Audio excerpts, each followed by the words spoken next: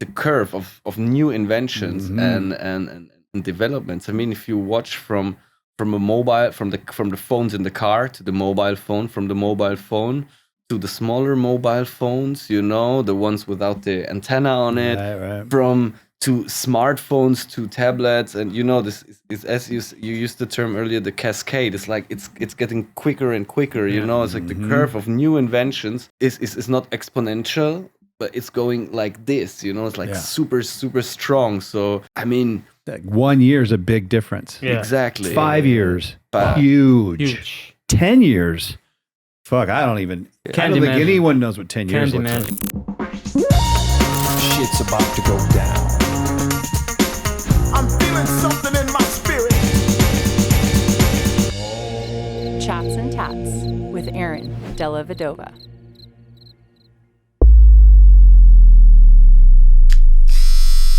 Hello, friends and lovers of art. Welcome back to Chats and Tatts with me, your host, Aaron Della Vedova. I got to give a shout out to my sponsor. Everybody, I know you don't want to hear a commercial right now, but first of all, SolonClothing.com. If you're into my art or tattoo art in general, and you like to wear cool t-shirts and hats and hoodies, check them out. You know, yeah, it's a shout out to my sponsor, but honestly, they're a huge part of why I'm still here. So, you know, Ryan and Jeremy have been friends of mine for years. They love this industry and they're great human beings. So thank you, Solon, for all your support.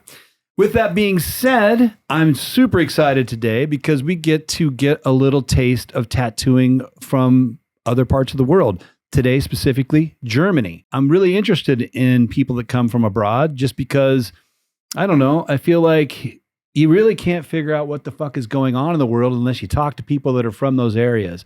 I don't trust our news cycle. I don't trust much anymore. I like to hear it from the horse's mouth. So it'll be interesting to hear what it's like in Germany as an artist, as a tattoo artist. And on top of that, both these gentlemen are absolutely amazing tattoo artists in their own right, really fucking talented. Their styles are, well, one of them I would probably categorize as a hyper realism with an avant-garde twist, kind of that black work style, but there's also illustration and portrait worked into it. Beautiful work.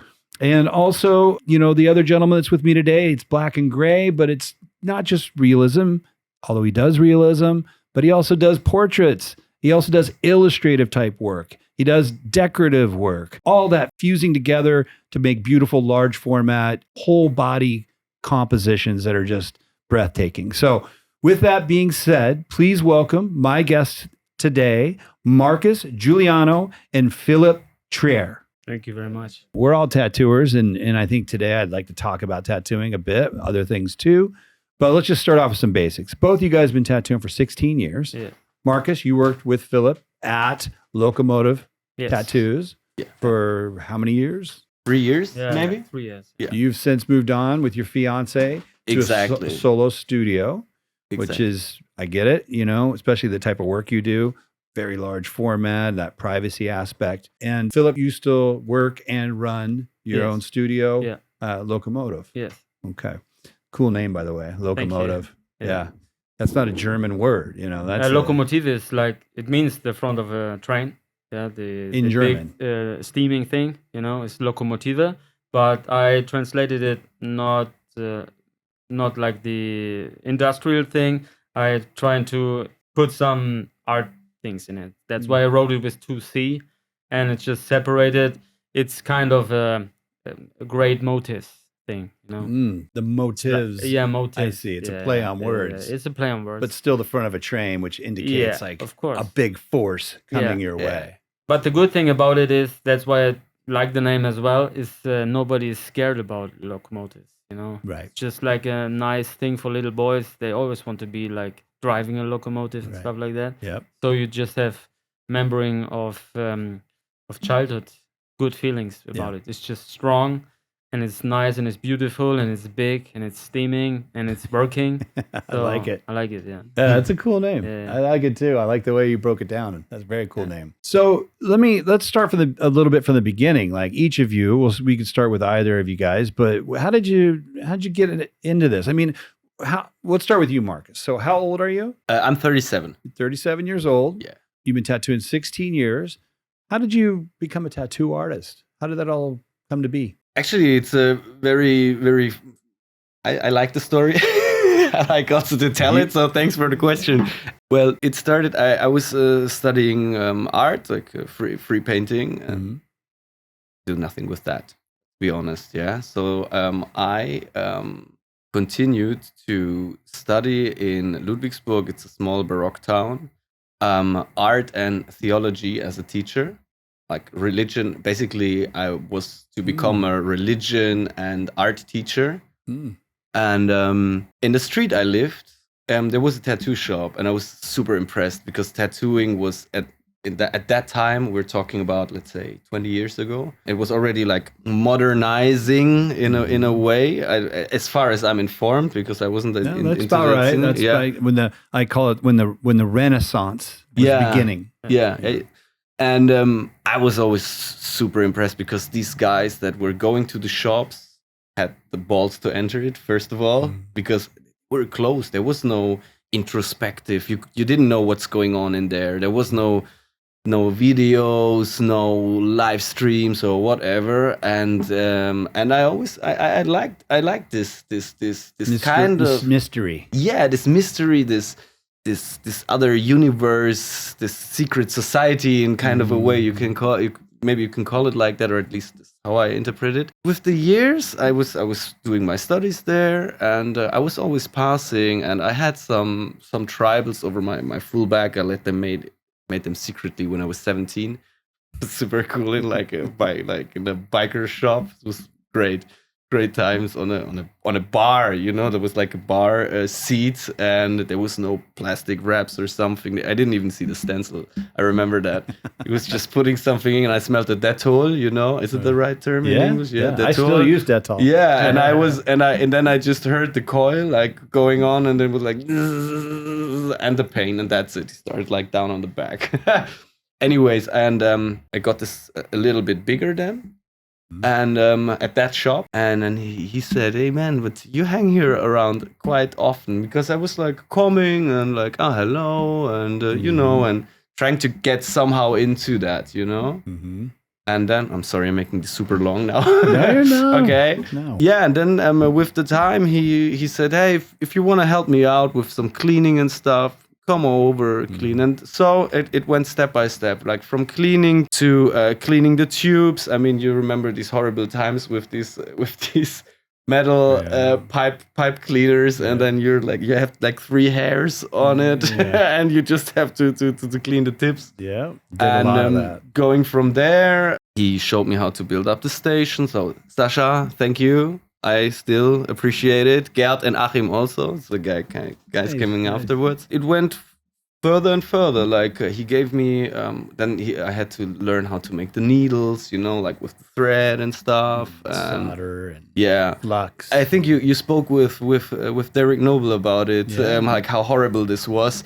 Getting the things from the needle back out of to get rid of the needle in front, and then to like. Make them straight again and stuff like that. So I could really relate to what he said there, or what you guys spoke about back then. Making needles was its own art form. Yeah, it was horrible. Knowing how to make that needle correctly so you could tattoo correctly. I had never an idea. And I was like, my grandfather, German side, my Italian grandfather had apple trees, and it was a Schlosser. It's a modern thing of welder. A welder, yeah, and he worked by hand.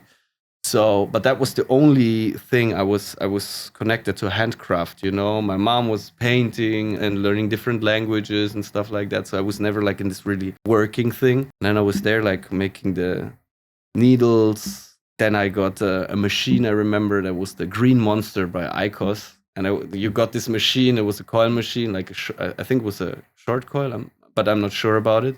And you got this like completely demonted, And then it was demented? No, it was put it all in together. Oh, learn it how the was machine works. deconstructed. Yeah, Deconstructed. sorry, And you yeah. constructed Yeah, it. and then Sasha, my mentor back in the day, said, "Hey, if you just make it run, it doesn't have to run smoothly, it doesn't have to run good. You just have to close the electricity in the thing. You can go on." It was horrible. It was the worst week because there was no YouTube. It was MySpace. You know, that was the only social media platform. Yeah, Yeah. and there was no tutorials and it was also. Things were So kept you a had secret. you had to figure out on your Yeah. own how to make this machine work. After I did the daily business, like in the mornings, I went to university, and then in the afternoons till evening, I went there, and then 7, That's 8 cool. o'clock. It was Very cool. I hated back then because other apprentices were able to tattoo after half a year. It was not my thing. Yeah, for me it was cleaning and stuff. But now I really appreciate it. I'm really thankful for it. So. You got the old school Yeah. apprenticeship is Yeah. what I'm hearing. What people don't think, looking my work, they think, okay, it's like some artsy fartsy modernism. I only do my style of thing. It's not like that. I'm a big fan of being humble and being grounded and being like respectful and friendly. We're lucky. You're lucky. We're lucky Yeah. to have touched that era of tattooing. Yeah. You know, the young folks that are coming in now, maybe some, but most will never know that. And that's fine too, but it's quite special when you get older and you were able to be a part of the old ways all the way to the modern ways of tattooing. That's really cool. I wouldn't have expected that either. You know, you're right. When I look at your portfolio, I don't assume, but in my mind, I'm thinking, you know, probably a guy, his first machine was probably a rotary pen style machine maybe or something. But no, you made needles. You built your first machine. Yeah. That's cool. That's very cool. And what about you, Philip? How did it all go down for you? Well, it was just a moment in my life when first, after graduating school, I was like a cook, a chef. So, and I learned that. And I always was, from small childhood memories on, I was always creative. And I had this inner motivation to draw every day. Just like things. I watch at things in life, in nature and stuff like that. And then I sit at home and I just have this inner will to just draw it and just reproduce it on a picture. So, but I never thought that it would be my profession. I dreamed of it, but in Germany, it's like when you say I want to be an artist, like a classic artist, everybody's shaking their head and that you got to do something serious. You got to work on cars, or you got to work on you got to get an engineer or stuff like that. So art is for dreamers. So, but I kept it in my life every day, and then I was art printer. You know what that is? Like screen printing. Screen printing. Yeah. Yeah. And I did that for quite a long time, and then I was introduced into graphic design and stuff. And by the side, I was always like interested doing my own stuff, like oil paintings, aquarelle. I self-taught like graphite illustrations and stuff. And it started beginning that all my friends, when they grow up, they recognized, oh man, like Phil is a good, like I can recognize he's a good painter or like a good drawer. Yeah. And if they run out ideas for like presents for their family, they ask me, hey, my mother, is her birthday next week, and I don't know what to buy her as a present. Can you draw a picture of our dog so I can frame it and I can hand it to my mom? So she would be very lucky. So I started like little artworks for money, for small money, just by the side.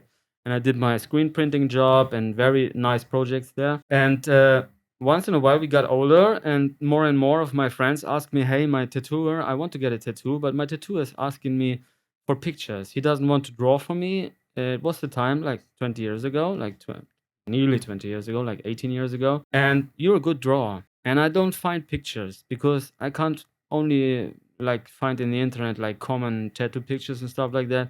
I don't really like it, but I would like to have some Egyptian thing on my back and like the pharaoh mask and stuff like that. And I said, it's no problem. I can just draw you this, but I'm not into the technique of tattooing. So I just draw it, and if it's good for the tattoo, he can use it, he can change it or whatever, but I'm trying to figure out, put all your ideas together, and maybe you can use it. But if the tattooer needs like a picture and he doesn't want to draw itself because he's just like a service man for you, and you have to search the topics for your tattoo, I can do it. So I started that, and I did like 20, 25 like concepts for my guys over there, for my friends and stuff, for arms and backs and legs and stuff. I didn't really know what I'm doing. I didn't know if it's tattooable, but I just did my best to serve them, as with a drawing. And they always came back to me and said, my tattooer who saw the picture, he asked if I'm a tattooer. So you should show up in the shop, he said, because you're quite good at drawing.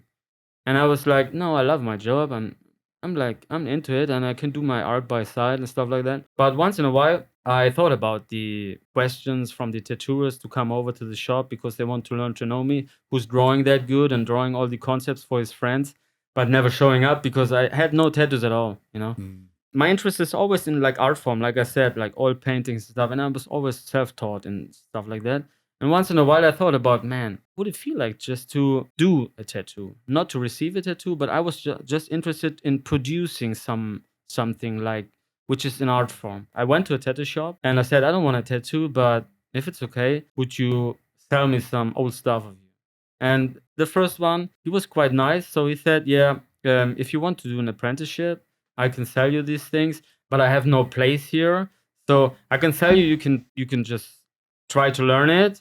Well, he never thought I would do it, but he raised the price for it. It was so much too high for it, but I paid it because I just wanted to buy like brushes and oil color and stuff like that. I just collected it and it's okay.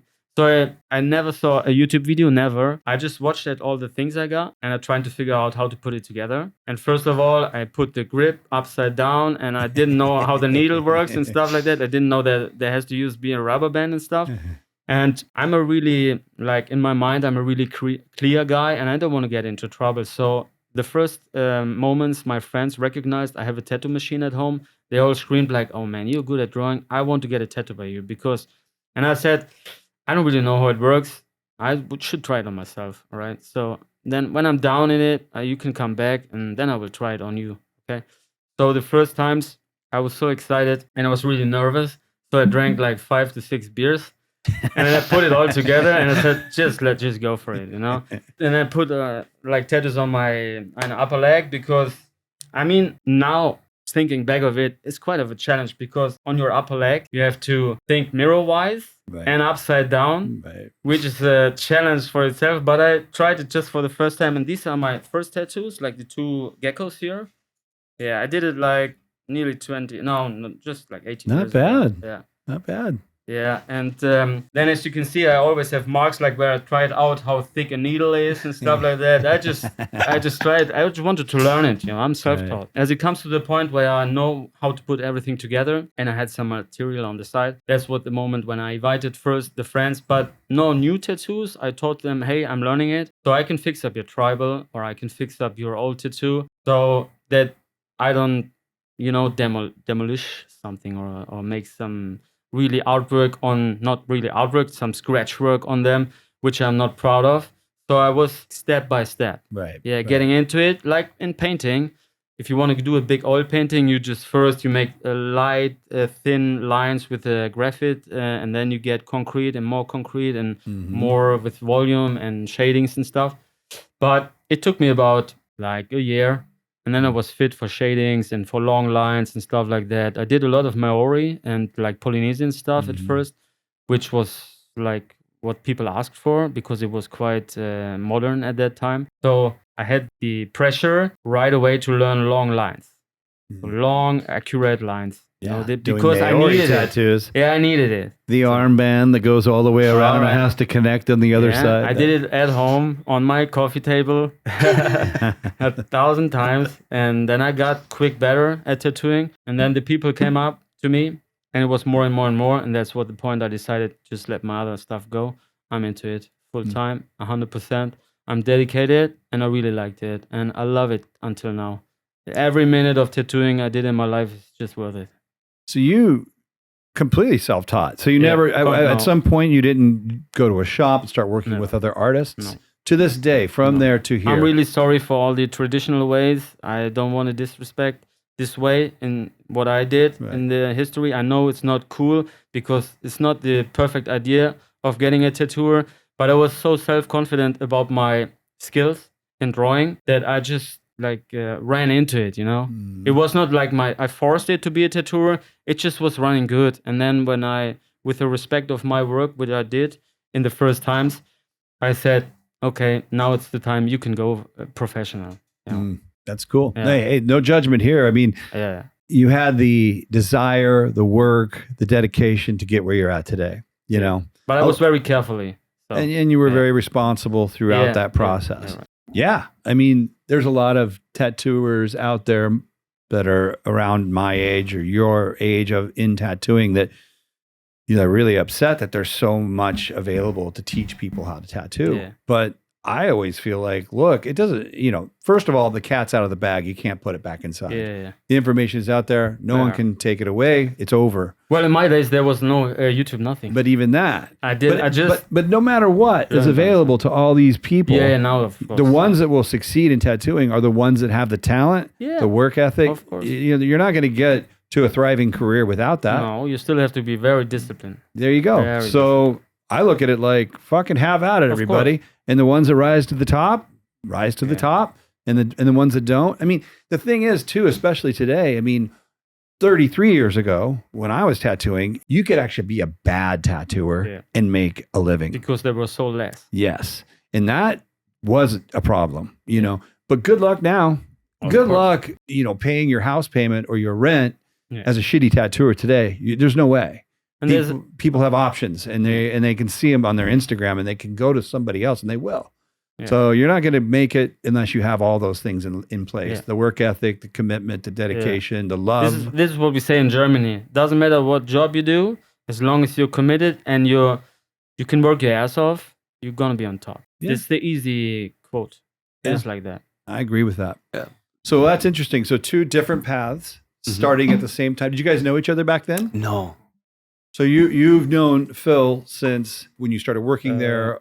Yeah, like years ago. 6 years now. Okay, that's when you guys became friends. Maybe 6, a little 7 bit years. more. Yeah. I would say more. Actually, like 8 years. Yes, 7, 8 years, maybe something like that. That was nice. Yeah. That was cool. We loved each other right That away. was really like at first sight. You remember? It was super cool. I remember that we went to a company to check some inks. It was always tattoo related, the friendship we have. And and then we went to my place. You remember? And then we drank on the balcony. Yeah, yes. That was cool. No, and then we realized, also talking about work ethics, because that in my experience, that was actually the rise like 8 years ago. When you had this, I don't know, everyone is bitching about the rock star tattooers with every right, because it's horrible. And I realized very fast that he was very well known in the region, and I was really crossing my fingers, like, okay, I hope he's not one of these attitude or ego. Yeah, exactly. And I met him. I was like, okay, fuck, this guy's fucking great, amazing person, And so that was actually pretty cool. Yeah, and since then, a really good friendship. Yeah. And a strong friendship. Yeah, I mean, that's cool. That's very good. Well, that's one of the best things about this craft is the friends we meet. You know, the colleagues we end up meeting, those friendships, the clients we meet through tattooing, and the travel. It's that's the gift. Yeah. That's the gift, not the portfolio that you have at the end of your career and show people how great you were or whatever. It's always going to be these friendships that are made along the way. It's a special craft for that, to share. Hard to put into words, but I think about it a lot at this phase of my career. Yeah, that's the thing I care about the most. Wild. Yeah, it's so many things, so many moments, and so many impressions. It's crazy. Yeah, crazy. Also, talking about work ethics. This is I grew up especially in my apprenticeship with like the classic this Bible from Guy Aitchison, the Reinventing the Tattoo was the book.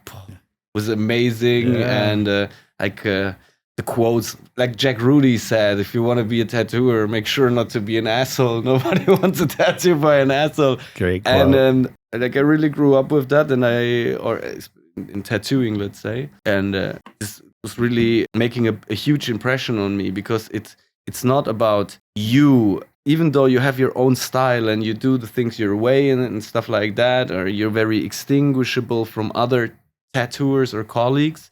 In the end of the day, it's a very nice dialogue or symbiosis between two individuals that meet, and one individual has like something made especially for him or her, you know, like by the tattooer. I'm not talking about you can only tattoo one piece once, because I have big respect for flash work, for example, and you know how flash work works. I mean, I don't have to tell anyone here. Yeah. And it's like you have I don't know, Hanya mask, or what's the other, like a real classic, like the Sacred Heart or whatever, you Panther, know? Panther, Anchor. and the anchor and stuff. It's been tattooed for many times. But this is not what I mean. It's like there's someone sitting there just for you, doing something just for you, carry around. And this I know this is it's a term everybody says many times, but you really have to like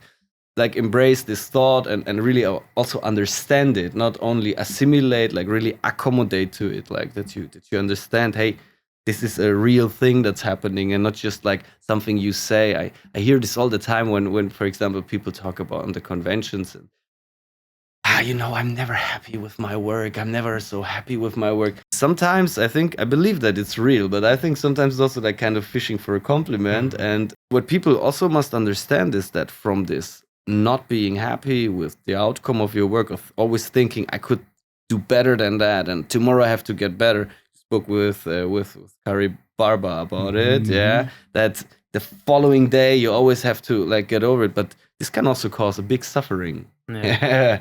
Like coming home and thinking, fuck, day, I think it was only 99%. Not that messing up a tattoo, it's not about that. Everybody sees if something is messed up or not, I guess. But you know, like, this is also a big pressure you can put on yourself. So it's what I want to say or explain is like so many factors, and you have to like really figure out where you stand as a human in life for tattooing, that it's getting very, very big, very, I don't like the term too much, but I don't have a better word for it, but very holistic, you know. It's like it's starting from how you wake up in the morning, from how your picture of humanity is, how you see people. Are you misanthrope? Are you philanthropic? You know, like this is all factors that go into your work in a way, you know, because you work with humans, on humans. It's like it's a very tight thing. It is. It's a spiritual journey. Yeah. Really. I mean, nothing's taught me more about myself and who I am, or what I think I am, or what I need to work on, or where I need to grow, or what failures I need to admit to and to acknowledge and release. Nothing's done more of that. Well, I'll say there's three things. Tattooing is number one. It's done that for me more than anything. Well, that and my children. Having kids will teach you a lot about yourself. And then, of course, owning shops and being managing that, and because it's another layer to it, like understanding people, how you are received by them. You know, I don't fully understand it either, but it's a very spiritual journey. And, you know, it is I always say at the end of the day, there's only one thing I can do, and I can only try my best that day. Yeah. And yes, if I ever finished a tattoo that I said, that was perfect. No, I never have. And I know I never will. So, but I do know I did my best that day. Now, if I went home that same day and I didn't sleep and I went out partying the night before, or I had an attitude of not giving a fuck, that I couldn't live with. If that tattoo didn't go great, I would be not okay with myself. But if I slept good, got up, ate a good breakfast, showed up as prepared as I could, did my best, and it still wasn't enough, in my eyes, what else do I have? And then you have to work on forgiveness and acceptance of yourself. You know, you're right. I've met artists that cared too much. They beat themselves up so much that it stifles their growth. So it's like you have to care and let it go simultaneously. You know, it's a Zen thing. It's a very Zen thing. You have to care so much. And then when it's over, I don't care. It is what it is. I did what I could. And tomorrow's a new day, and I'll go again. It's very beautiful. What I have to say, I have respect for every really deeply respect every tattooer who's more than 10 years in the business, because I know the feeling that what you're seeing from the outside and what you're actually doing in the moment is so black and white.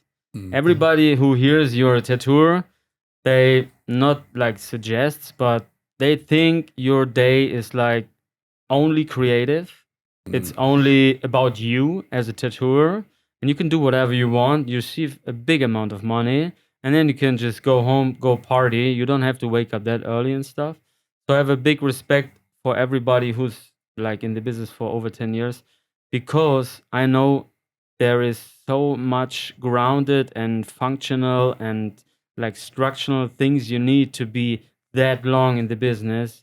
You have to be a very adapted person to other persons. You have to switch your mood because the other one is suffering.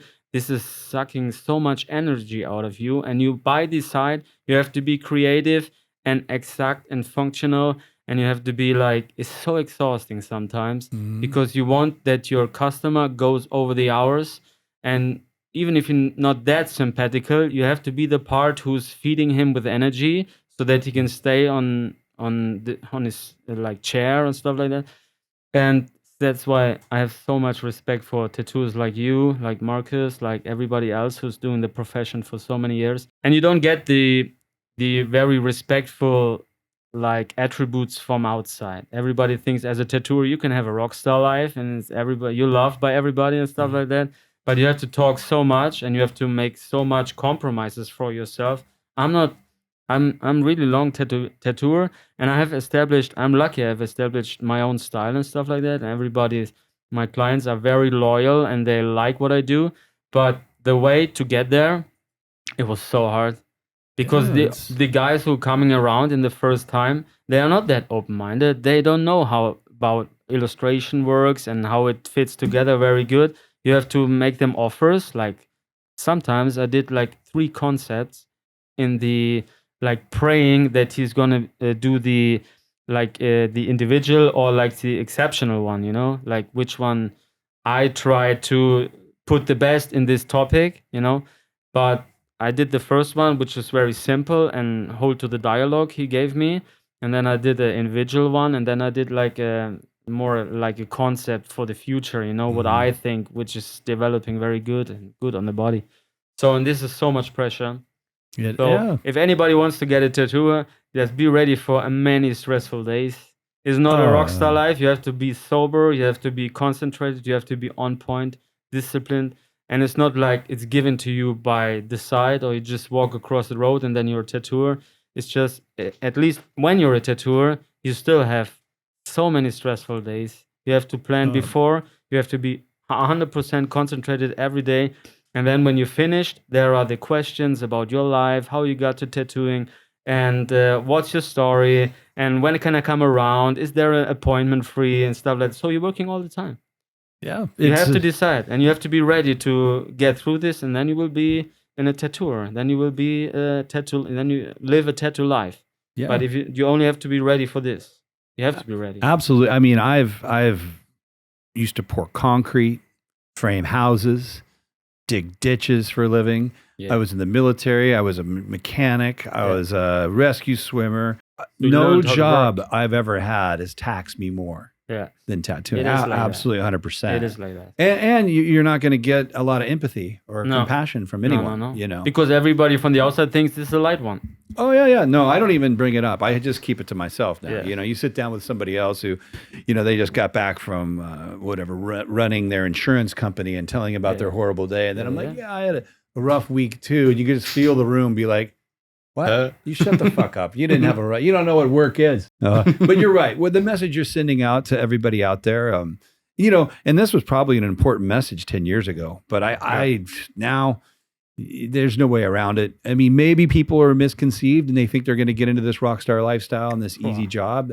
But I think pretty quickly you'll figure out that you're not going to make a living unless you put this level of commitment into it. Which is great. There's a good firewall now. You're not going to be able to be a tattoo artist and make a living unless you have all that going on. And like I said earlier, back in the olden days, people who came to work hungover, did a few tattoos and went out partying every night, they Yeah. actually did okay Yeah, for a lot of years. And it was kind of unfortunate because it wasn't. No. There's a lot of jobs where you cannot care a whole lot about your job. It's just a job, Yeah. but this isn't one of them. And it always Yeah. broke my heart to see those people thriving in the industry. Yeah. So not the bad news, but nowadays that gravy train, that easy road that just make a living half-ass, Yeah. gone. Yeah. But I love it because now we've all got to be real. You got to be really a real tattooer with a true heart and commitment to it. So that's beautiful. And the the fact last- you guys are here is proof that you both are. Yeah. You wouldn't be here if you weren't. Yeah. I mean, and the last thing is what I have to say about like getting like from the outside, getting quick successfully in tattooing is like Instagram can't save your ass. You know, you can upload some nice photos, and if they're not from you and you're trying to like fishing clients with that, there will be some clients who are not really like into what you're really doing. They believe you in the fake photos and stuff like that, and you can be like popular for a short amount of time, but after that is the proof in real life, and then you will be very stressful. Yeah. Then it will be so hard to like be responsible for what you did in the past, and it will chase you a lifelong because you can fake it for a little while. yeah, for a little while. But you're not And going to fake it for 20 years. Yeah, no. Good luck. No, good luck. Yeah, Good luck with that. with these sleepless nights. yeah. If you care. I mean, some of these folks I've met, they're like sociopaths. I don't think they even lost Yeah. any sleep. Yeah. I would lose sleep, but Yeah, I whatever. would lose sleep, whatever. yeah. Well, let me ask you a little bit before we get into some bigger, more philosophical kind of questions I have. What's your I like to hear your process. Like, what is your process for, you meet a new client, Marcus, and I'm assuming a consultation occurs, and then bookings occur, and then what's your work day look like? How many hours do you like to work? Like, what's that like for each of you? For me, I usually quite earlier, way more earlier than my customer at the shop. I'm talking about 2-3 hours usually. I start at between 9 and 10:30 every day. And but preparing the design, I have many returning customers, which is very, very good. So because if you have like this common base and you know each other, is like you're calmer, with the first. You already know client. the person who's coming in. Yeah. You don't have to get to know them. Exactly. And so how to develop the design, what this person likes. Especially I have this many times when they say, I like this part of the sleeve, for example. This I like especially, yeah. And then I know, okay, this is something I can try to repeat or like build up a little bit, expand a little bit. Exactly. It depends, really. This is like how long I work. Sometimes can be really, a day can be only 3-4 hours, but I found myself also leaving the shop at 10 o'clock, 11 o'clock in the evening at night. It's really. So how many hours do you tattoo for typically? I mean, actual needles to skin. Yeah, needle to skin, like really let's say netto time of tattooing, 4 to 7 hours. 7. Yeah, but mostly it's orientated more around 4 hours. Yeah. I would consider quick. I would consider myself He's quick. He's quick. Yeah, but you know how it is talking about yourself and what you can and what you cannot do. I don't know. This is like self-perception. The perception of others is, of course, not always the same. Yeah. Right. Well, I've got Philipp over there saying you're a very fast tattooer. That's a compliment. Yeah. I like to believe I'm fast too, but I think the style of work I do is just slow by its nature. A lot of colors, blending, large form. It can take The technical part takes a lot of time. It can. I did the color just a second. I did a color piece, like I can show you later. I don't know, like 4 months ago, like big like this, and I thought, and he asked, this also a very old customer, and he said, how much do you roughly think we need? And I did this chest like from here to here. He had like a big swallow. I also have it in the portfolio, and I did this in like 3-4 hours. And so he of course thought, for this little fox with a little bit of orange and red and stuff, maybe we'll need 2.5 hours. So, but I ended up sitting there 7 hours. So that was exactly. I'm glad you said that. Exactly. Color work. This color work is so welcome to difficult. color I have work. so much respect for it. If you want to It's make like it good, crazy, you just have to crazy wait. good. It's a lot Yeah. more time consuming. Yeah. It really is. My, I've done a few bodysuits, and there Yeah. are, collarbone to ankle bones, all color, full illustration, and kudos to those people that sat through that. I don't know the exact hours, but I know it was a tremendous amount of work versus just maybe a black and gray or black work. But what about you, Phil? You like to work for the same amount of time on a client, like 4 or 5 hours, 6 hours? Yeah, that's like 6 hours is the common time I'm tattooing and preparing for about like 2.5 hours. And mostly I do 2 clients a day. So a small one and like a day session. So all in all, I'm in the shop for about 10 hours. Yeah. And I draw everything like with hand.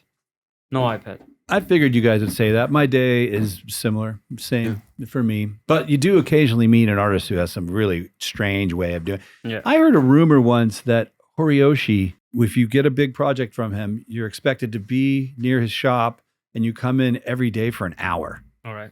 I don't know. I've had 2 or 3 people tell me this. Guys, I'm just saying out loud. It's probably bullshit, but maybe it's 2 hours. But these small little every day, little, Right. and they'll do like 4 or 5 people a day or something. And I thought, that's not very, but I just don't see that being Ain't nobody got time for that. Yeah, I mean, breakdown setup 6 times a day. Who wants to do that? It's all right. No, I find 5 hours is the number. I mean, Yeah. sometimes 4, Very good. sometimes 6. Yeah. I don't. For the know body much. from the other side. it's very Exactly. That 5 hour the skin mark, almost stuff. always for me and the client, Yeah. everyone suddenly starts shutting down. Yes. And then you're not as productive. No one's Totally. yeah. Totally. I prefer multi-set. Now my clients now, the new thing for most of them is Yeah. 2-3 days in a row, 5 hours each day. Yeah, That's a nice one. That works So this good. goes out to the client. Don't expect too many hours because it's just not good in the end for you. It's just not. too much. It is. Yeah. And you don't want me tired. Yeah. I'm tired Yeah. after 5 hours of tattooing. Yeah. And it's like, So exhausting. brain is done. It is. You don't ask your doctor for a surgery, and you come in and say, "Oh, you only like operating on me like 4 hours. Why don't you do 8 hours? Come on, I want to get it done." You don't do it to a doctor, do you? But he has to be the respect to work concentrated, so they're changing. Maybe if the surgery is taking 8 hours, they change in the doctors. After 4 hours, they say, "Okay, you're exhausted. Now the other one has to go because it's too dangerous." Yeah. Yeah, and the same I'm thing gonna for find- tattoo, is it? I didn't know they do that. Yeah, they do that. Really? They have Cool. like Yeah, complicated I didn't heart, know that. Yeah. heart surgeries and stuff like you- that. They change it. Yeah. Yeah. It's one Oh, after for real? another. Well, because- one surgeon operating on a brain, Yeah. you can't You have hold to that change. focus. Yeah, you have to change. You get and a it's fresh very, doctor very in. dangerous. Yeah, So yeah, very everybody has to be on time and exact work. So that's why they're changing after 3-4 hours. I'll You have to be go. experimenting with that in a very personal way on October 4th. I and 3 other tattooers here at Guru are going to be doing an anesthesia tattoo. Wow. 4 of us working on one man. He's trying to get his whole entire front with ribs.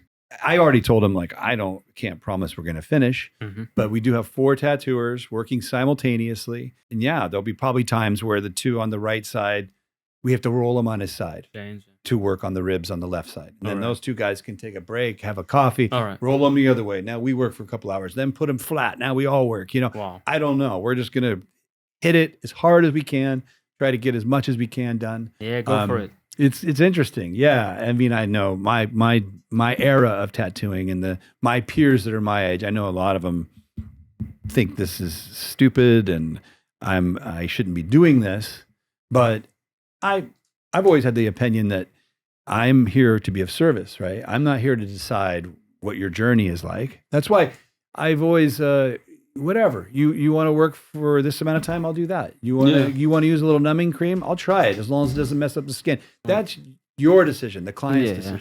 This particular guy, he's already gotten a full back piece from me. He's got 2 sleeves.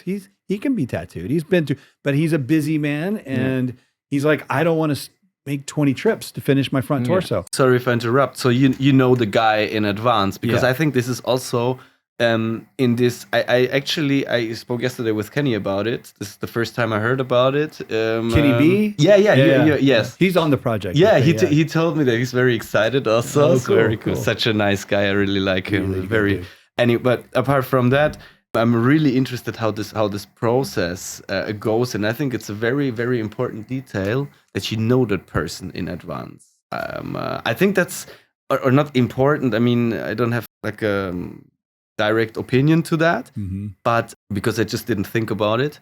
But what I think is important in this thing that is like, that person, that okay, he can, as you said, he can stand, he made his back, he's busy. I mean, pretty expensive, I guess, getting under anesthesia. I won't say the number out loud. No, but yeah, don't it's- say it. Yeah. But It's Yeah, you're it's spending your a thing. tremendous amount of money Yeah. for that Yeah. one day of tattooing. Yeah. So, and I have to say, all the guys who are saying this is stupid and this is crazy, they're just saying it from the outside. They're not in your position. You're the one to decide, and you're the one who's, like getting the idea. And they can say whatever they want to. They're not in the situation to decide. Yeah. They don't know what they would do if they would get an offer like that. So you're quick to judge, but you're not in the situation. So I think if you decided, it is your right to throw away all the critics because it's your experience. I agree. I mean, I'm excited about the critics. yeah, We're going to film the whole thing. I'm not going to, Right. I'm like, come on, let's will- hear all your opinions. I can't wait. I'll probably have the guy on the podcast and All right. to talk about the whole Yeah. experience as well. And I might not do it again. I mean, I'm like one of those people, like, I'll try most anything once, maybe I've done it. I'm like, that didn't work for me for Yeah. this reason or for Yeah. this reason or that, or maybe we'll do 10 more. I don't know. yeah. But, It's 2025. You can do whatever you want. you can do whatever you want, man. You're long That's- enough in the it's- business, you don't have to explain yourself. Exactly. So that's kind of an interesting side note. But let's move on a little bit to, all right. So tattooing obviously is changed in a lot of different ways, but one of the biggest things that's changed for us is this the social media aspect of tattooing. I miss those days where it was so pure. Like you just did a tattoo, the person was happy, they showed their friends. That was the only clients I got. Yeah. Every client, how did you find out about me? Oh, I met so and so, and he told me you're Yeah. great, and I saw his tattoo. I want you to tattoo me. That was it. Or maybe they walk in, you hand a portfolio, they look at it, like this work, they get a tattoo. That's kind of gone. I mean, not gone. You're still gonna have people telling friends. In Germany, it's with our clients, this is very common. Well, referrals, but how many people come into your shop to look at portfolios? No, nobody. That's gone, right? Everyone's figuring out who tattoos and where, mainly from Instagram, And that's fine. I mean, it is what it is. Social media is you got to draw, you got to create, you got to have consultations, you got to do all the things it takes to make a great tattoo. And then you also have to be a creator of content Yeah. and managing your social exposure. Yeah. How do you guys just do it? I mean, do you have a system or you just? I developed the system with an app. Oh, this is the thing you were talking about earlier. Yeah, it's about workflow, to get that stressed. I've heard of this. Have you been putting ads out or anything on One this? ad. Because it's ready in January 2025. It's called Workflow. No, it's not called workflow. It's Illum. Oh, okay. Yeah, it's more efficient and illuminating. It grows with your studio. So it's specifically a social media. No, it's just for your personal assistance as an artist. So you don't have to spend that much time making plans about how you can handle all these other things beside the art. Mm-hmm. So it is built on my experience being nearly 20 years a tattooer. What are the stressful and really annoying things in your work life, in your work day? And the app works like a silent, soft assistant on your side who's tipping on your shoulder and saying, "We're ready for this step." And I thought about this one. And you can go to sleep because everything for tomorrow is prepared. It's just Interesting. yeah, When yeah. when does that come out? It's in the first month of 2025. Oh. So it's just about 4 months, and then you can pre-sign, and you get the message when we're ready to download in the App Store on www.elume. It's like ELLUME, and then .studio. Okay. Yeah, you can sign up, Aaron. I can make a really good assistance for you. All right. Yeah, Well, if you want to. I will check it out. Yeah. I mean, my position's, I have, owning these shops, I have people, I have an actual 2 assistants, Yeah. but I'm thinking of people, regular tattooers, they don't Of have an course, like assistant. solo artists. Yeah. And this. Am I allowed to show you just like Sure. how it looks like in the end? Yeah. Let's take a look. It's quite good. this is very important for me because I always search for good people who work for me, like shop assistants and management and stuff like that.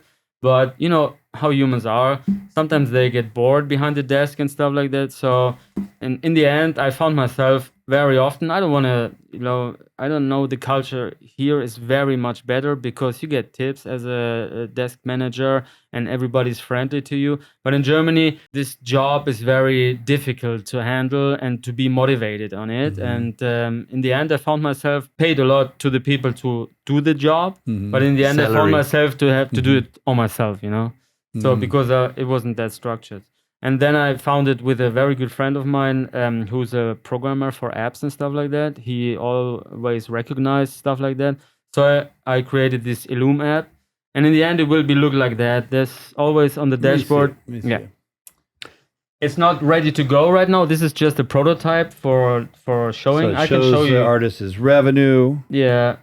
It shows supply levels, your next appointments and stuff like your that. social media, what's going on with your social media. This is a click show. Yeah. New clients, there's a section for that. All right. Notes. Quick notes if you forget to buy your calendar. coffee and stuff. Yeah. Yeah. It's like everything that an artist has to do every day.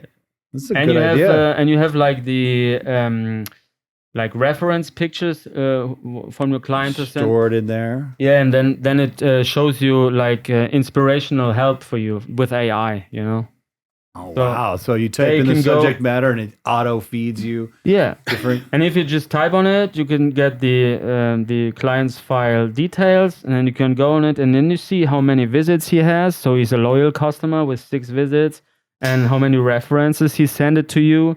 And then you can create, you can call him if you have questions, like here, or and in the end, you can go like to prompts, like the AI, and they are searching a text over the reference pictures, and then you can create, you can make creations.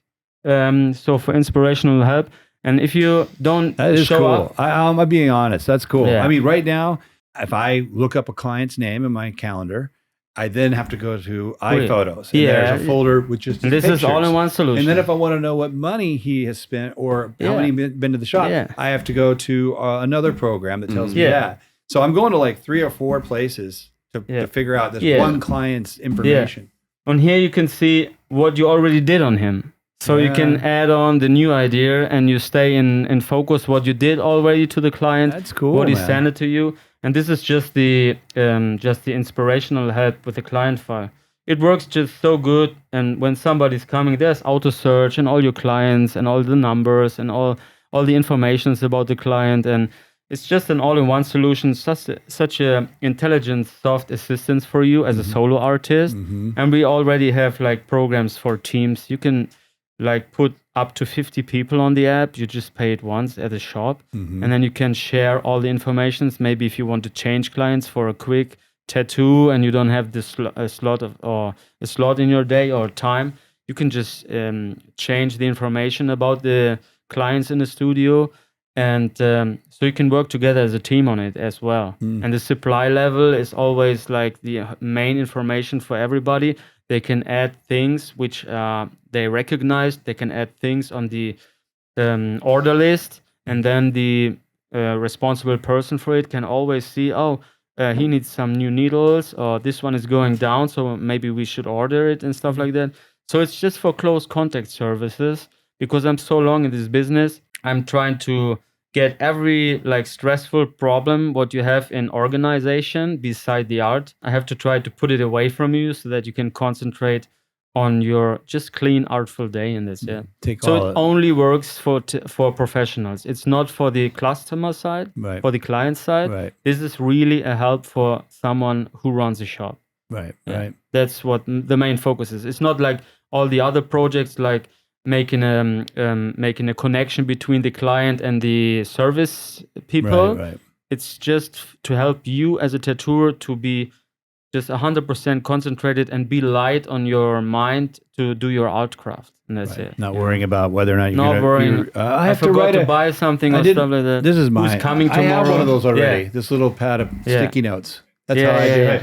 I need 5 liners and 14 round shaders. Yeah. Download Stick it Illume. on You there. can get rid of that. Yeah. Download this one. Well, I wouldn't use it, but Yeah. I will be showing that to my manager. Yeah, it would be very They nice. would, I think that Yeah. could be something, Yeah. and have everyone at the shop on it so Yeah. that, You're connected. because she has to Yeah. go around to each artist, Yeah. or they have to go to her. Yeah. This guy's telling us we're low on this. This guy says we need that, and, Yeah. and then she gathers all that Yeah. and places orders and all that. And if someone's like asking himself at home, who's next tomorrow?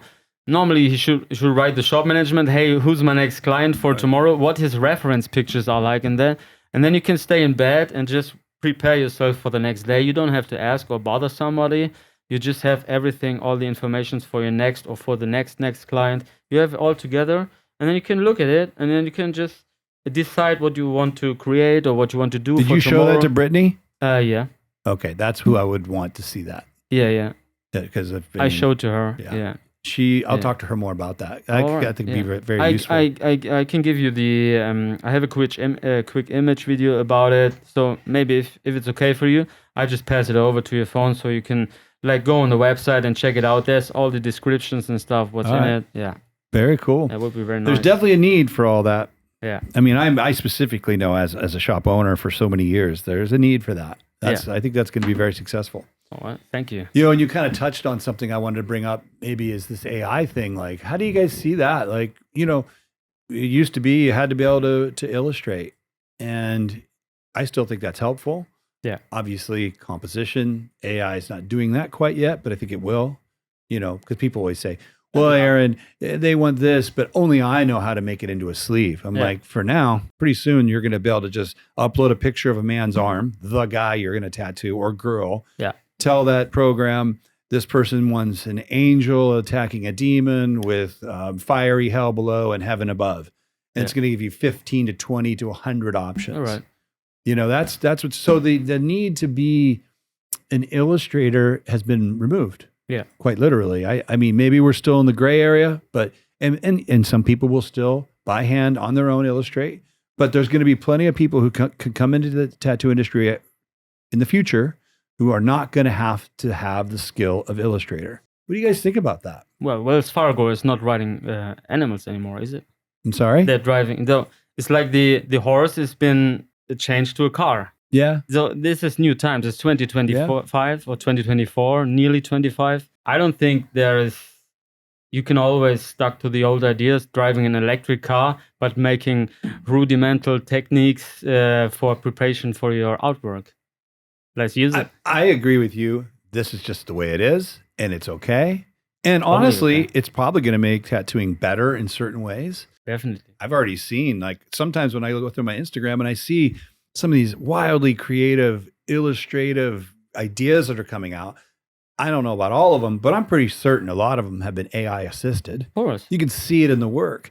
So, an artist who already knows how to illustrate, he goes into one of these AI apps, he enters some sketches he's done or enters data. It feeds out stuff. He takes pieces from these things. He puts those together in his creative taste and builds something new. But now you've got human interacting with AI. And at the end, maybe you get a better product. Of course, but it still doesn't help the artist to get better in tattooing. You still have to bring it to the body. Well, that's always going to be there. Technically, tattooing, that might be removed one day. I don't think in our lifetime, personally. No. To get a machine that I can just set my arm in and I'm not saying it won't. It probably will. It's like Starship Troopers. I You know that? That was so cool. But it will cost so much money to develop it. There's no person that puts millions and millions just to produce a robot who can just change the tattoo industry that much. So there will always be this I wouldn't be so sure about that, to be honest.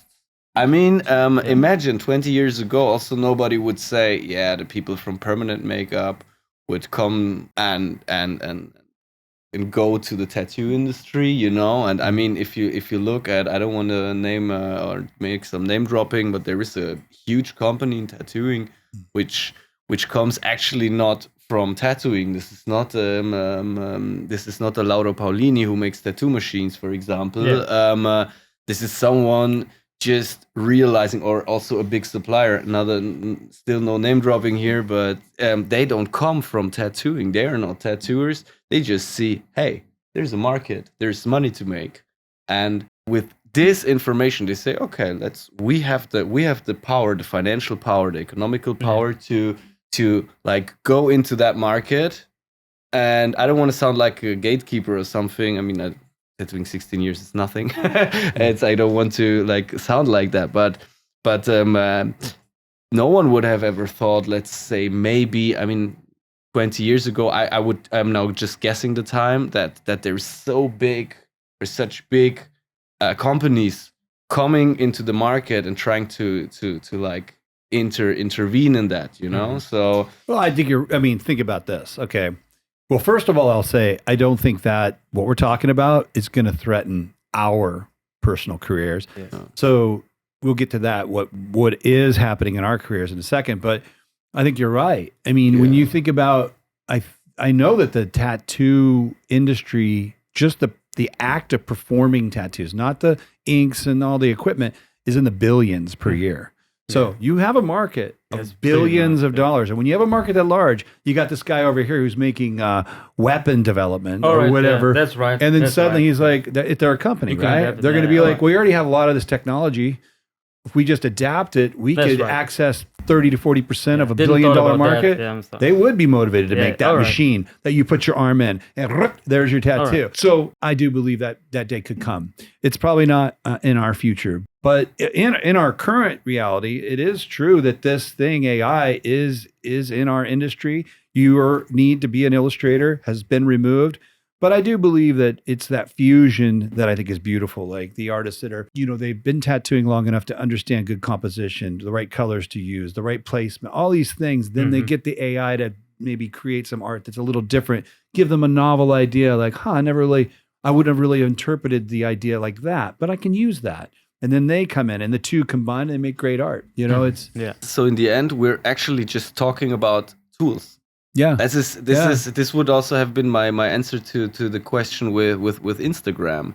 I wouldn't be too too judgmental about things. I know it's like a little bit of this reckless diplomatic blah blah blah, but in the end it's just a tool, It's like it's a task you have to go through. Like me, for example, from cleaning the toilet to the first customer contact to social media, it's a one-man show or one man and woman show, and looking at the shop I have with Anna together, so it's a super super fun thing. And I guess also whether you speaking about AI now, whether you make a reference search for example with photographs of, I don't know, faces, skulls, whatever, or whether you are just putting it into AI and then having the reference, you still have to, go over it again.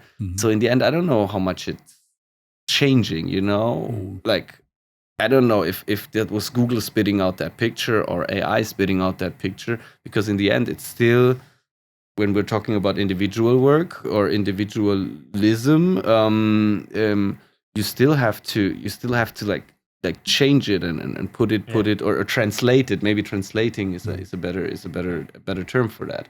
So I don't know. I mean, I had in the beginning my problems with it, I must be honest, but that's also maybe like when I remember in the like 15 years ago when there were tattoo shops who had internet, like Google research. Everyone or the other shops around in the same town said, work with internet now, everything will look like Google, So maybe this is just an expanding move of that with the AI. So I guess it's as you said it earlier, the cat is out of the bag. You cannot put it back in. So you have now cards with which you have to play with.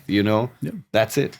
So there's no need to hate against it. It's just happening, and you do it like just the way how you can deal with it. Because in the end, you're solitary in this work. Agreed. I agree with everything you said, and I'm fine with it. And I do think it is a tool. But there's no doubt that it's going to allow more people to become tattooers. course, Like the thing that the wall that stopped people from when I tattooed as a young man was if you couldn't draw what the customer was asking for, This is right. you're done. Yeah. You're Or done. you work at a street shop with Flash, and that was another job. There were two different jobs. You had and even had it. They're like, that's a custom tattoo shop, and that's a Flash shop. They were separate things. Custom tattoos. But that's no longer a wall of a barrier of entry. Yeah. That's gone. So more people can come one, come all. In the end, the full experience and what you bring to the table, the love, the commitment, the authenticity. Yeah. And I personally believe, speculating about AI and its effects on the creative world, I think though in the future, the people that work with their hands that make things, the pottery maker, the welder, the tattoo artist, I think that way that handmade aspect will become more valuable. Yeah. So right now we're going through this new renaissance where everyone's thinks it's super cool. Like right now, people are buying AI art for their houses. I think that's going to be not so cool at some point because what do people want from art in the end? Something unique that nobody else has. And so if I walk into someone's house and I see this amazing, and AI makes some incredible art. I mean, it just boggles your fucking eyeballs. Like it's beyond what I even think a human could do. I mean, some of these art things I'm seeing on Instagram that are moving like a face is turning into mushrooms and into space and into a woman and into a horse running and back to a scenic. Yeah, I'm just looking at this like, what the fuck? Like, no offense to humans, but I don't think a human could do that. No. I mean, maybe a human, if he worked for a year, might be able to make that. And meanwhile, this little generator probably made that in maybe someone fucked with it a little bit, but maybe an hour of changing the prompts and boom, there it is. But as cool as that is, if I went into someone's house and I saw that thing happening on a television in their house, like, look at this piece of art I bought. It's an AI. I would be relatively impressed now, but I don't think anyone's going to be that impressed in 10 years. Yeah, no. As opposed to walking in a house and seeing a painting like that one that's hanging above you, behind you right there. Yeah. Not as interesting and captivating as some of the AI art, but like that, a human, there's hair in that, there's skin. So I think that'll become probably more valuable in the future. Of course. Yeah. So maybe it's a good thing. It's just interesting. Yeah. It's interesting to watch this whole thing. It's happening so fast, and it's getting so good. Yeah. So fast. And the thought what I have about all this topic is, if you generate and you get a more easier way for being a tattooer because you're generating your illustrations and stuff like that with AI, it still will be very hard to have the joy of the day of your artwork during so many hours to processing it to the skin, because this just needs love for the craft from you. Mm-hmm. Otherwise, it's very hard to overcome a whole workday as a tattooer. Even if the preparation is more short now and the ideas are more generated from AI, it's still a very hard thing if you don't really love tattooing to be that joyful in a day for 6 to 8 hours. It will be very hard. Yeah, because at that point you're just a technician. Yeah. You're right. It's hard to sit down and look at something. Yeah.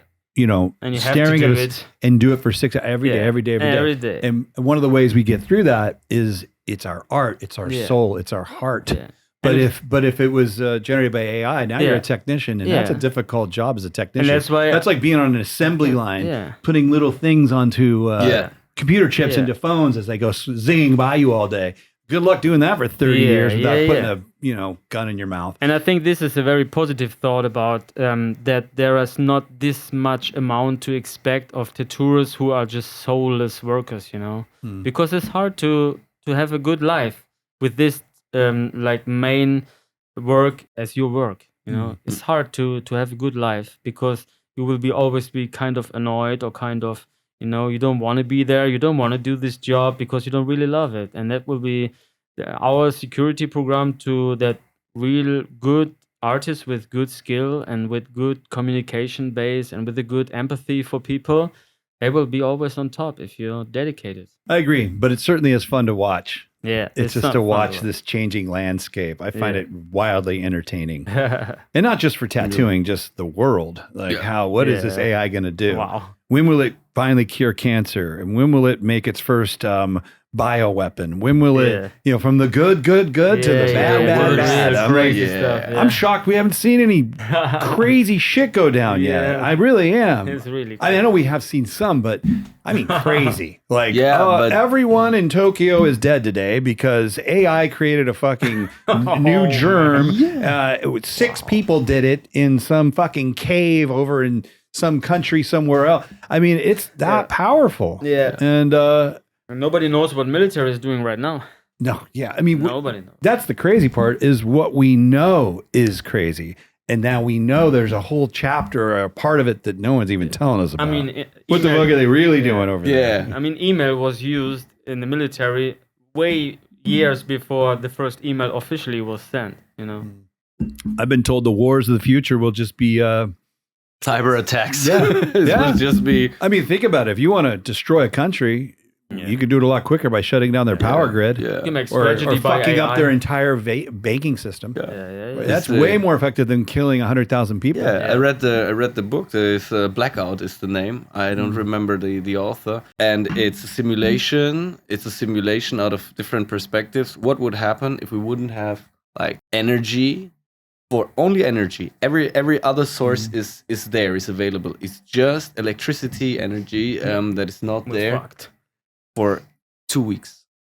It's the end. Really, it's crazy because everyone would because on the first Dogs glance will take over. Yeah, on the first glance, I thought, well, we go back to feral, we hunt our own stuff. No, it's like it already starts with a simple thing like flushing your toilet. It's like when the pumps are not working, you cannot flush the toilet. This is like you start getting sicknesses. I don't want to spoil too much about that, but because it's a huge cascade. Yeah, it's super crazy. So then they start again. But finally, AI will not work. AI will not work. Yeah. But then they will call it like this from the human slaughter. They will have the humane warfare, like just throwing like some neutron bombs and stuff on the planet. It's wild. It's super wild and unimaginable. I mean, as a somewhat Buddhist, I just believe that nothing's ever wrong. Yeah. In some fucked up way, it's all the way it's supposed to be. Yeah. And then, I think this is what, I don't know why, but humans seem to be dead set on evolving technology. Yeah. And I don't know why, but I have a feeling it leads us somewhere better in the end. Of course. And, this phase we're in right now is, it's like the teenage years. It's a scary phase. It's like when you first get your first car to drive, but you're still a dumbass. You're just a kid.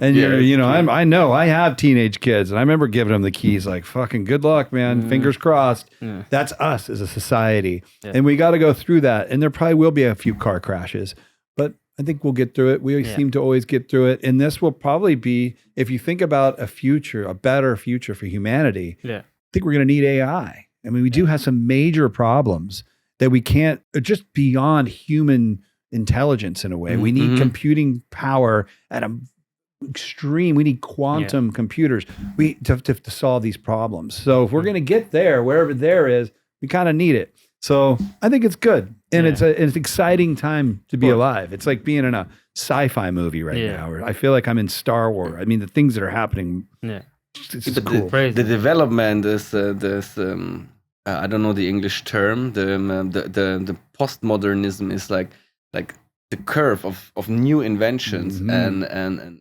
developments. I mean, if you watch from a mobile, from the phones in the car to the mobile phone, from the mobile phone to the smaller mobile phones, the ones without the antenna on it, from to smartphones to tablets, and this is as you used the term earlier, the cascade. It's like it's getting quicker and quicker. It's like the curve of new inventions is not exponential, but it's going like this. It's like super strong. So I mean, like 1 year is a big difference. Exactly. 5 years, huge. 10 years. Fuck, I don't think anyone knows what 10 years looks like. But you can't even imagine 10 years. In the 19th century, 10 years was not, there was not that much of a development. Almost nothing. Yeah. I mean, I'm not a historian. Maybe a historian would disagree, but from new inventions, I think and this I would totally agree with what you're saying. Like we have no idea what's happening in 10, 15 years. Which is cool. Like But I it's think- exciting, yeah. To have the unknown. yeah. It's like being, it's like before they discovered the North American continent, there was still undiscovered land, undiscovered place. We've done most of that. Yeah. But now we have this new frontier, Yeah. which is an undiscovered future that no one can totally predict. Well, the good thing is, in history showed us that development is always like painful, but in the end, we get along with it. Yeah, And I agree. We get it done. I agree.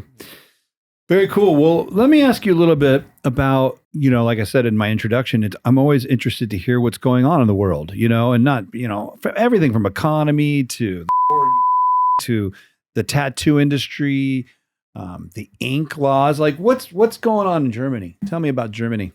Tell me about Europe.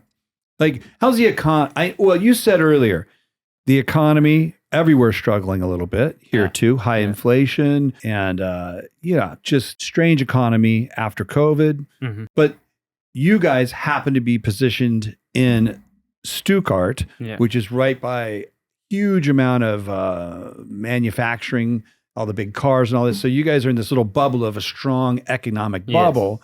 So that's great. Yeah. You guys got lucky there. Very So far, lucky. so good. Yeah. But maybe beyond your bubble, like how are things in economically over there in Europe, in getting Germany? harder, of course. Yeah. Getting harder.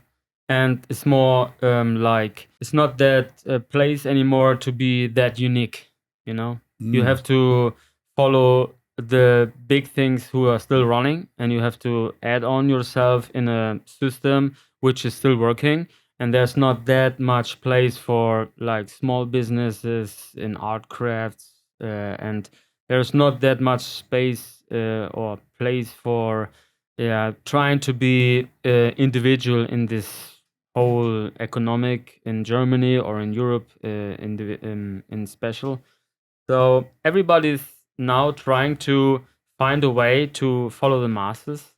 Mhm. And to get along with it, and maybe not to be pushed out, So that's why everybody is still quiet, and they're trying to be tolerant about all the things that are happening, because they still want to be part of society. Mhm. And you're trying to be open to every offer that is given to you to keep the situation as it is, and don't go down anymore, or even more, So we're quite humble right now. We don't make like loud words and stuff like that. There is no place right now for something like an art revolution or stuff.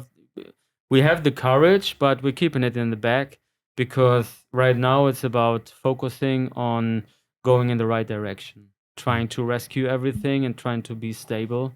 And that's what we recognize. Yeah. Well, in my opinion, it is like, to answer the question, like, I think it's a lot going on. I mean, starting you just said it with the ink laws. Let's talk about that for a second, That because was- we hear That was wild. we just that hear was the crazy. rumors about what basically Yeah. you can't use colored ink in Europe is what I hear. Well, Or- you can say you're actually pretty well informed, and there was green, blue 7 and green 15. I think this was the raw pigment. They were forbidden through the ECHA, which is the European Association of Chemistry, as far as I'm well informed. Anyway, there were roughly 60% of the inks were forbidden or were not allowed to be used anymore. And of course, there was a lot of replacement coming after, as tattooing became like a bigger industry, also in Europe. We had this moment when the companies shot. They say, okay, this red is not available anymore, or it's really illegal to have and to use. To work with it. And to work with. So we have this one, which is kind of a similar tone, yeah. But I mean, I don't have to tell you about how important it is to have like a good ink, like how fluid it is, how it heals through and stuff like that. And I think the experience the tattooers had over the years got completely destroyed by this, with like how do I use this red with this orange, for example, and this yellow. So they just used a palette of inks and said, okay, here, this is what Start you all have to over deal again. with. Yeah, and then start all over again. And I have quite a few friends that said, well, to be honest, quality-wise, these new inks are not as good as the ones we had before. Yeah, and so There were that people who stopped tattooing yeah, because Really? their style was so colorful and it's just not that bright anymore. Mm. And they were not able to use it because they're in focus, because they always do like sketchbook or aquarelle style tattoos, and they just stopped tattooing. Is there a big underground movement where people are just? I'm sure there's still No. ways to get inks that are illegal. yeah, they're Oh, super, yeah, they're this super one, yeah, easy yeah. to get. Let's be honest. I mean, I see all like you these just go to guys out of Spain. Turkey, for instance. Yeah. I feel like every tattooer in Turkey Yeah. is like this crazy hyper color realism yeah, guy. can use whatever they That's want. crazy. So they're getting their shit Yeah. somewhere. I mean, we can order stuff from the US, but we're not able officially to use it on the body. Right. You know? You can get it, but if someone was to walk into your shop and Yeah. find out you could, Yeah. it would not. Or someone can sue you Right. if he's. So now you're liable because you weren't using. Yeah. But I'm lucky because, like, black is. Well, you almost guys are not- both black and gray guys. Yeah, so it was easier for us. I mean, there were Right. also a few inks in the black and gray taken from the market, but you're still left with some good stuff. yeah, a lot. Yeah, I didn't even have to change the inks I used.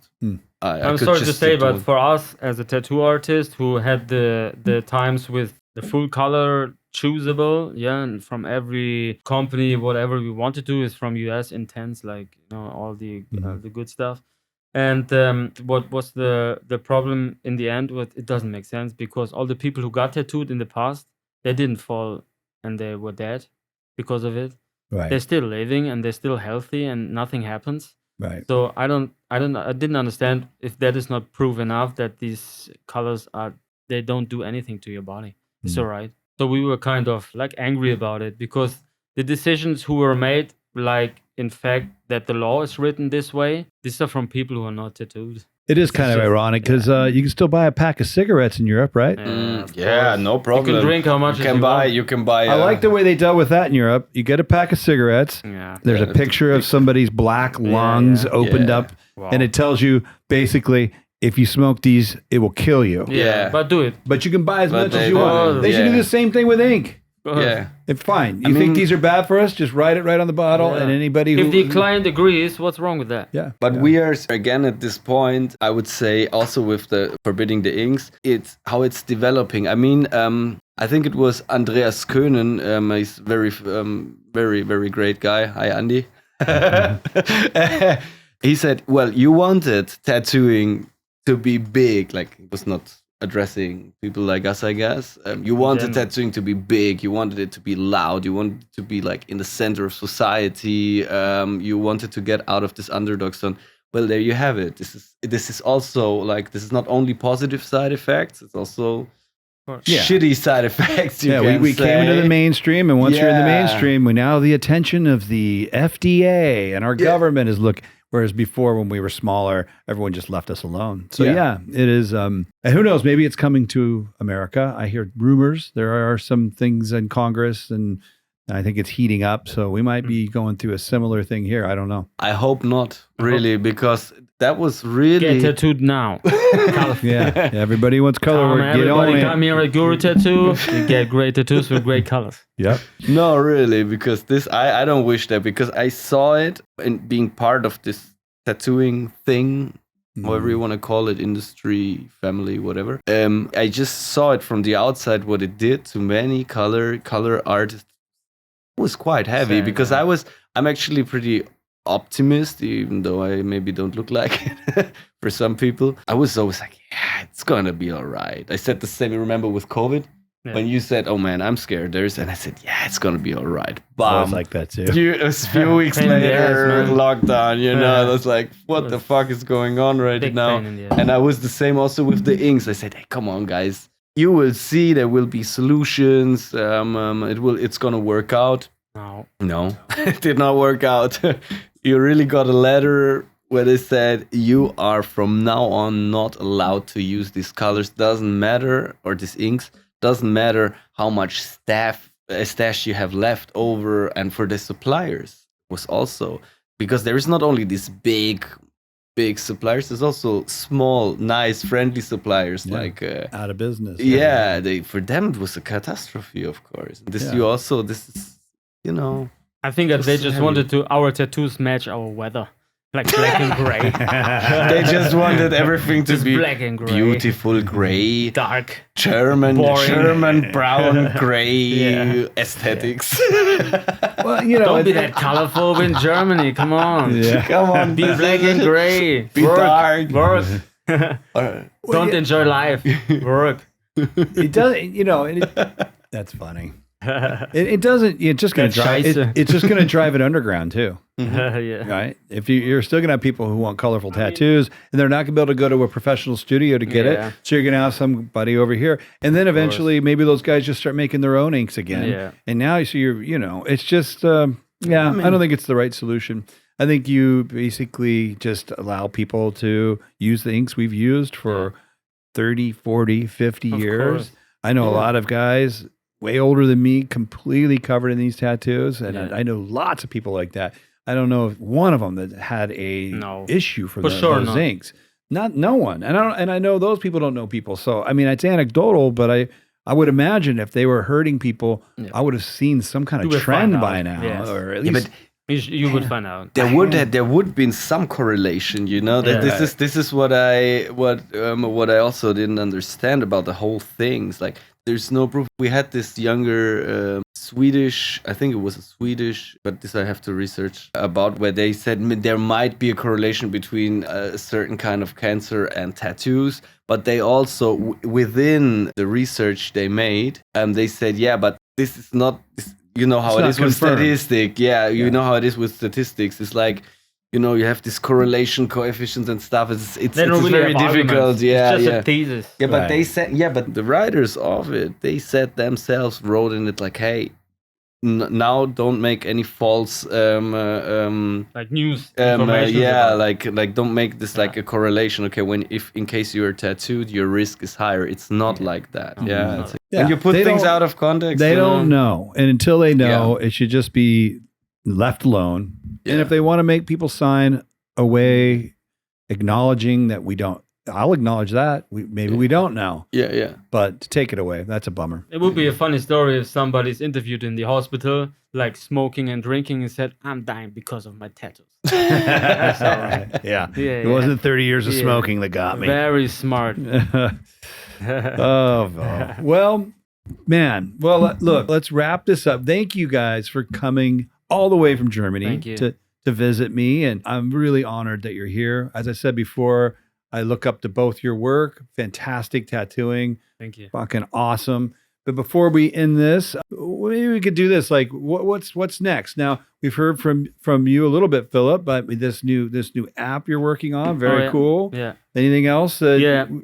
I'm working on some other inventions to make tattooing for us tattoos, just like a little bit more. You have some alternatives. I can't really talk about it, about the main topic, which is based on this idea. But I have a patent pending on some usable stuff for us tattooers to make a concept more great, transferring to the body. If it's okay, I will talk to you in the future, because it's just only 2 months, and then the patent and the utility model is just safe for international, and then we can talk about it. But I'm always working beside my artwork for great ideas to make my life as a tattooer and all the good people around me, just working on ideas to make our job more exact, more concrete, more and better. I'm just trying to develop my working day, and to just transport ideas from my brain to real life. Yeah. So I'm loving tattooing so much. I just want to commit my whole physical and my whole mental power in it. Mm-hmm. I'm so dedicated to the tattooing that I'm trying to do everything I have, every idea, mental, and all the actions by physics, to the first thing in my life is just tattooing. That's it. I love it really much. That's awesome. No, I hear what you're saying. You're using all your experience to create products and services that are just going to make the industry better. Yeah. You're giving better. back. You're giving back Just to helping the my art you colleagues, love. you know. That's cool. I just want everybody who's a tattooer to feel these moments like, there's somebody who's making maybe our life better, or maybe just giving us options to develop as an artist. That's cool. what I'm down. Very cool. Yeah. Very cool. And what about you, Marcus? Anything coming up for you? For me, to be honest, I'm just happy and enjoying traveling again because I haven't done that in a while. Now I'm on conventions. I'm going to Aachen, which is a very nice, very sweet convention. It's in Germany. After that, I'm going to Barcelona, and then after that, there will be the nice Paris convention. And so, to be honest, end of my daily work, I'm very blessed with my customers. I must really say that. Yeah. I'm really thankful because I had it yesterday with Brittany about it. Like these things, like wanna-dos, I don't need to do them. There's no need for it because all the things I can do, people allow me to do on them is like I can do them the way I would wear it, for myself. So it's actually a pretty good life. Yeah, it's a great life, I must say. So it's not actually it's boring. No, it's not.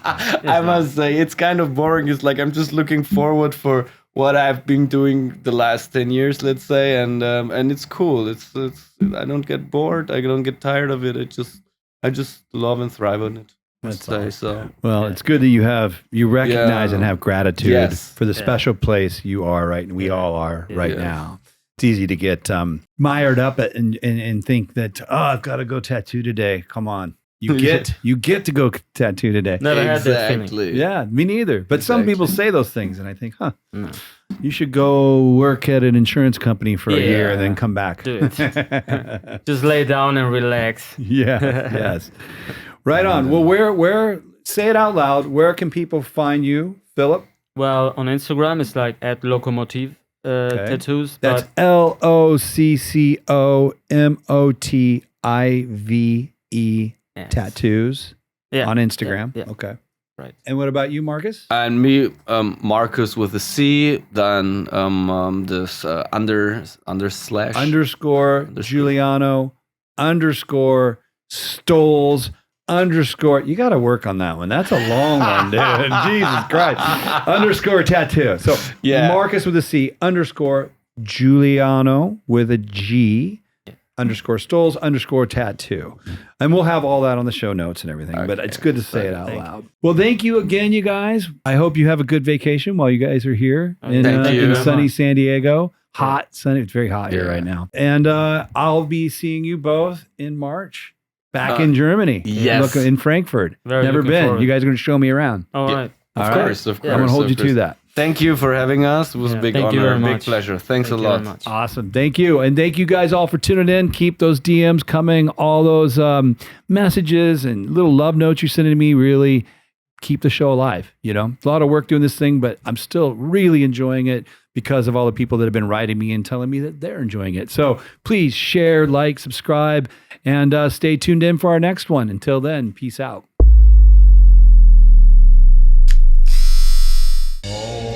Chats and Tats with Aaron Della Vedova.